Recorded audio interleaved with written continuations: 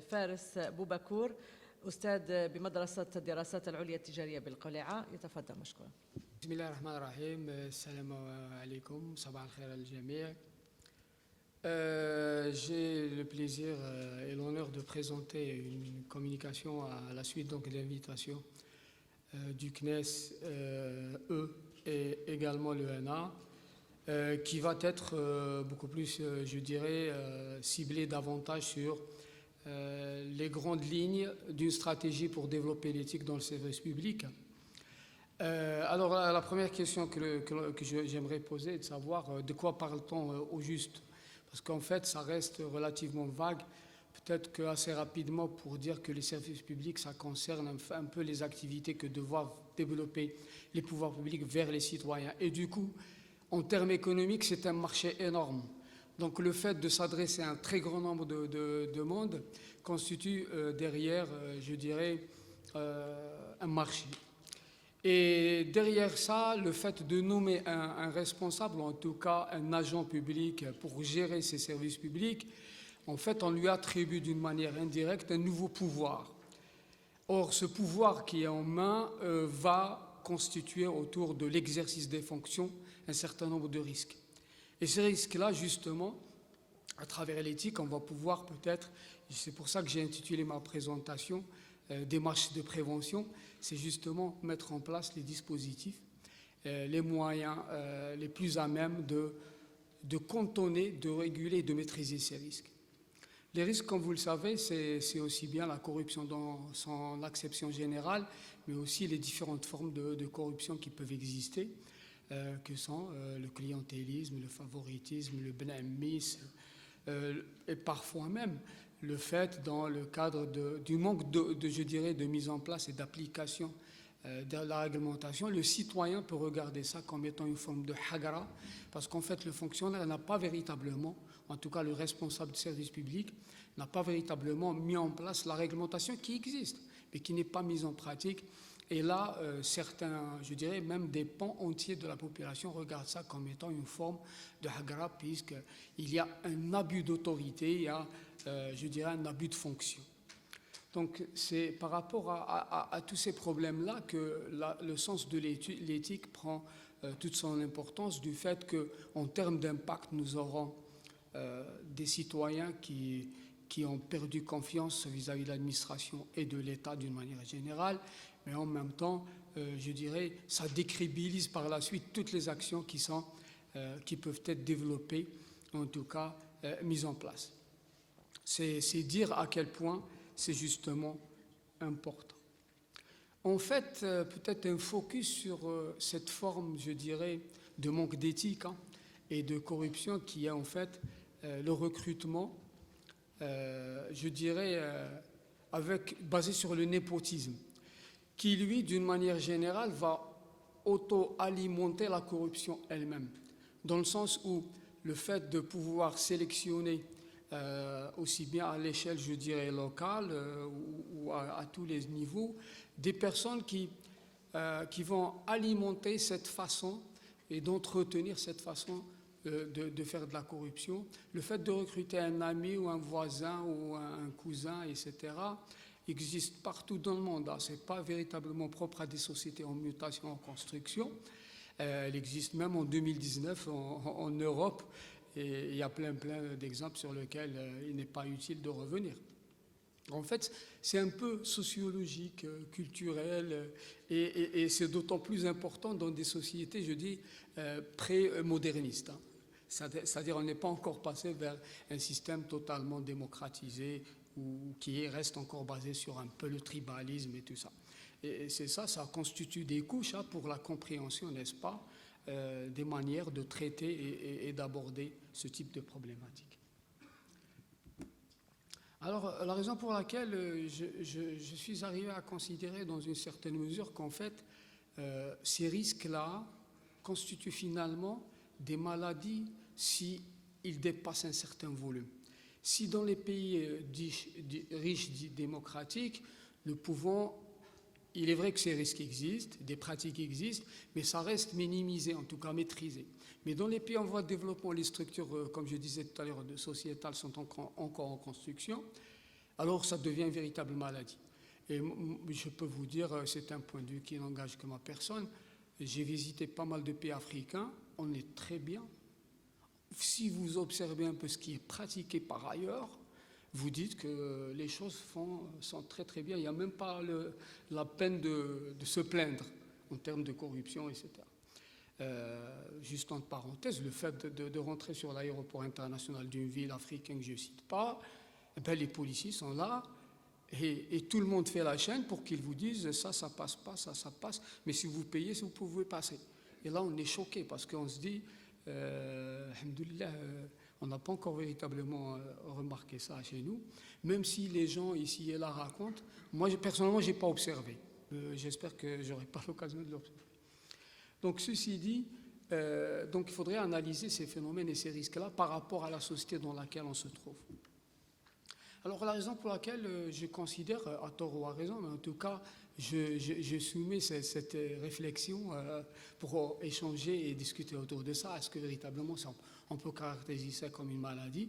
Et du coup, il faut être vacciné. Et du coup, ce vaccin ou cette vaccination, c'est l'éthique, à mon sens. Donc, si on met en place une éthique, ça va développer, en tout cas, une forme de...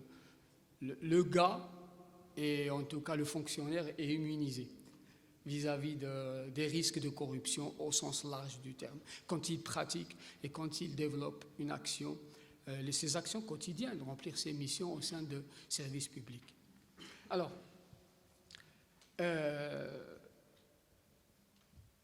oui, je ne vais pas revenir là-dessus, je vais passer directement un peu à ces pratiques-là. Je ne vais pas les aborder point par point, la diapo elle est disponible pour ceux qui veulent aller dans le détail. Je vous ai présenté un peu un exemple des bonnes pratiques en termes de mise en place d'éthique dans les services publics au sein des pays de l'OCDE. Ça peut guider un peu notre action parce qu'on s'inspire de certaines bonnes pratiques pour les adapter, les contextualiser, n'est-ce pas? Et puis en faire, je dirais, un outil à bon escient, n'est-ce pas, pour développer autour des services publics. Et je vais revenir sur le référentiel qualité des services publics, développer une charte d'éthique. Alors, je ne vais pas les citer, ça serait trop long, mais en fait, pour résumer tout ça, il y a des aspects qui concernent un peu, je dirais, l'axe ou la thématique de la responsabilité des administratifs au sein des services publics. Il y a l'aspect formation, communication, l'aspect aussi sanction, parce que la sanction, elle arrive en dernier lieu, mais elle permet, n'est-ce pas, de dissuader.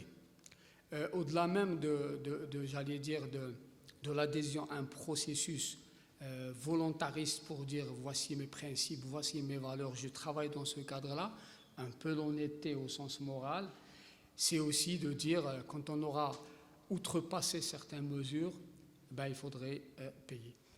C'est juste un peu les grandes lignes de tout ça. Alors, à mon sens, pour aborder maintenant l'aspect opérationnel de la mise en place d'une démarche basée sur l'éthique dans les services publics, en fait, il y a plusieurs tranches, ou je dirais niveaux à l'intérieur.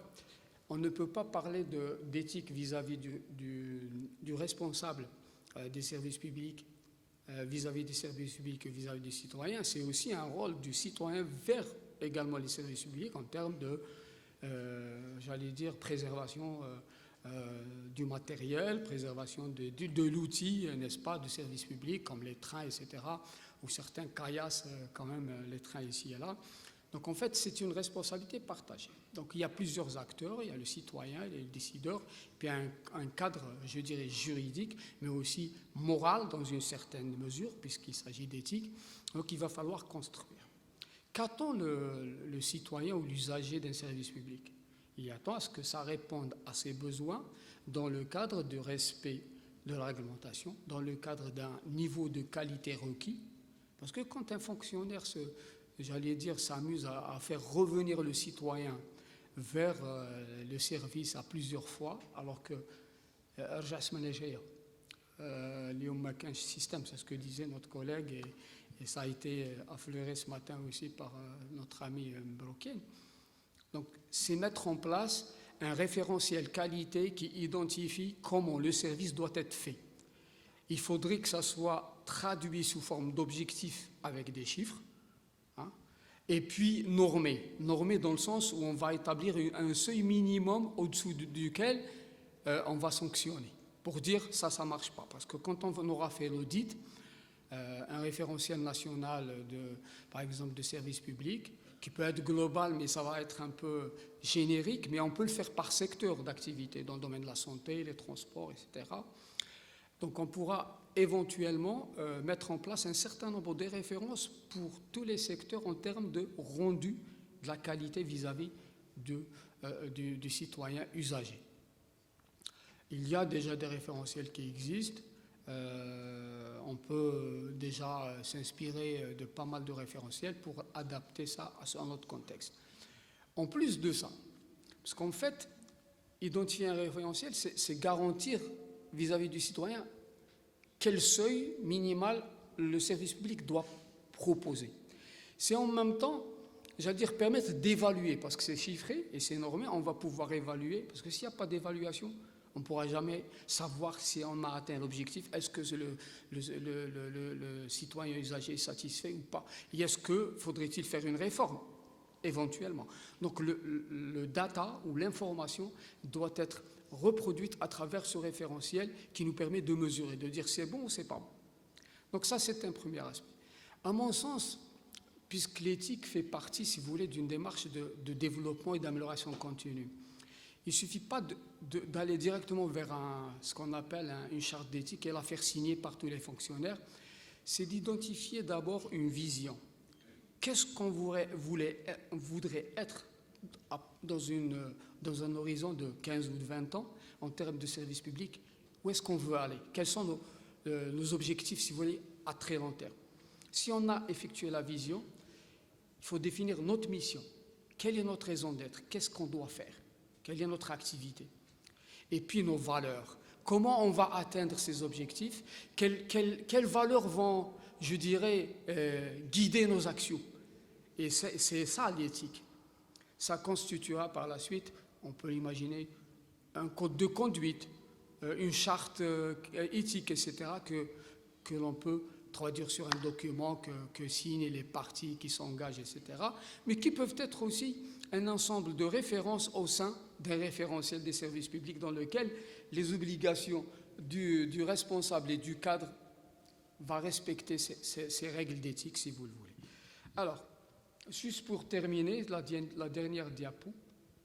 En fait, si l'on veut toujours dans ce cadre de stratégie d'éthique à construire au sein de notre pays, moi je pense qu'il y a un certain nombre d'actions que l'on pourrait mener sur plusieurs points. Alors j'en propose quelques-uns.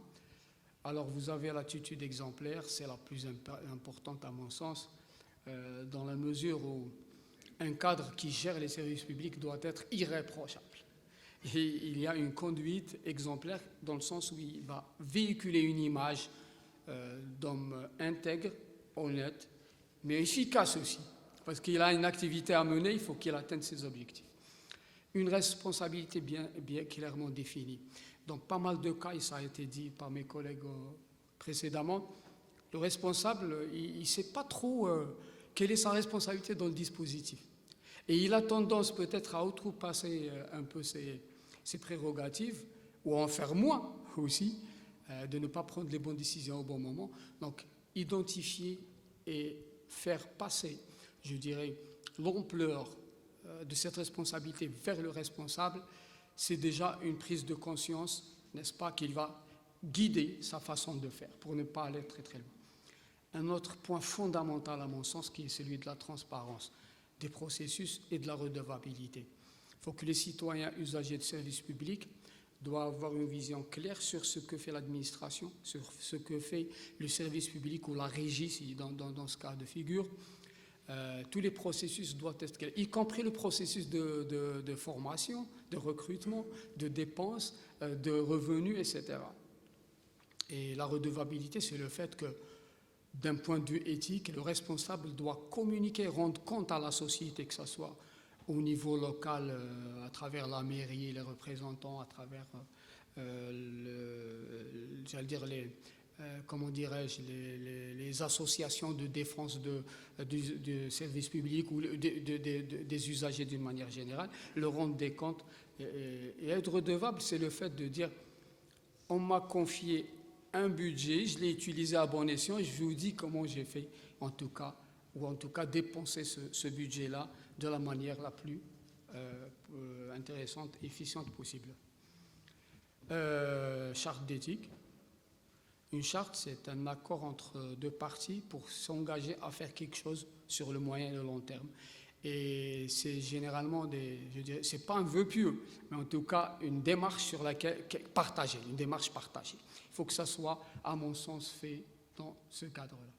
La formation est un élément fondamental parce qu'on ne se rend pas compte qu'en fait le fonctionnaire à quelque niveau hiérarchique que ce soit, parfois, il a besoin, et souvent, dans les cadres de séminaires, pas forcément formation initiale, séminaire ou formation continue, être sensibilisé sur la question. Parce qu'à force de répéter, on va aiguiser un peu son sens moral et son sens éthique. Et pour terminer, les sanctions. Les sanctions administratives, où il est sur directeur, il n'est plus directeur le lendemain, mais en même temps du pénal derrière, pour que les gens sachent que il y a Jahannama ou il y a le Jannah, donc à vous de choisir. Et là, c'est un cadre qui me semble tout à fait pertinent quand il s'agit de comportements fautifs, n'est-ce pas? Pour terminer, j'ai une petite liste de bibliographiques à toute fin utile pour ceux qui veulent approfondir certains éléments. Et puis, je vous dis merci de votre attention.